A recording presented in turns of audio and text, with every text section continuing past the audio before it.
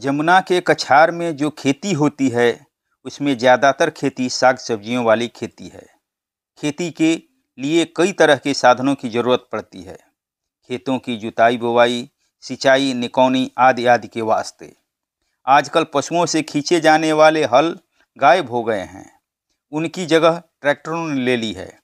Tractor का engine किसानों की खेती में कई तरह से मदद कर रहा है। इससे हल जोड़कर खेत की जुताई हो जाती है। इस इंजन के माध्यम से धरती और नदी से पानी खींचना भी संभव हो गया है। जिन किसानों के पास ट्रैक्टर नहीं है वे पंपिंग सेट से पानी निकालकर अपना खेत सींचते हैं। कम पानी से काम चल जाए इसलिए किसान अब नालियां बनाकर उनमें ही सब्जियों के बीज लगाते हैं। अब बीज हो या उर्वरक या कीटनाशक, किसान बाजार से ही इन्हें खरीदता है और उगाता है। यमुना के क्षेत्र में खेती करने वाले किसान स्वयं बीजों का उत्पादन नहीं करते।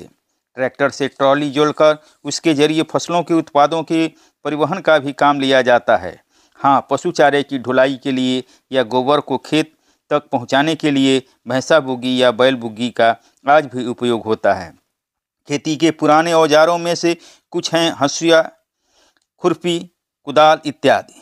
यमुना किनारे के खेतों में काम करने वाले किसान और मजदूर आज भी इन औजारों की मदद से खेतों की निकौनी करने, छोटी छोटी क्यारियां या नालियां बनाने इत्यादि का काम करते हैं।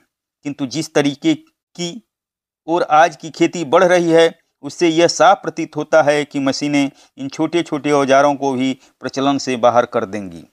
पारंपरिक उर्वरकों जैसे गोबर और कंपोस्ट खाद का उपयोग पहले की तरह आम नहीं है, किंतु जैविक खेती पर चर्चा परिचर्चा ने जो जोर पकड़ा है उससे लगता है कि रासायनिक खाद के साथ साथ परंपरागत खाद की भी पहचान बनी रहेगी। यमुना के खेतों तक जाने का रास्ता कच्चा है। जब तक किसान और खेती के साधन इन खेतों तक नहीं पहुंचेंगे तब तक खेती कैसे संभव है। आवाजाही के लिए किसानों ने मोटर गाड़ियां, खासकर दोपहिया वाहनों का बड़े पैमाने पर इस्तेमाल करना शुरू किया है। पूरे इलाके में जगह जगह कच्ची सड़कों और झोपड़ियों के आगे मोटरसाइकिलें खड़ी नज़र आती हैं। कहीं कहीं साइकिलें और पैदल यात्री भी दिखते हैं।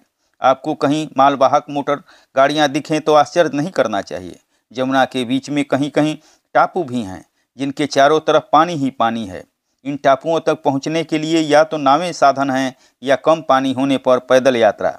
हर किसान अपनी पूंजी, ज़रूरत तथा सुविधा और समझ के अनुसार खेती के विविध साधनों का इस्तेमाल करता है।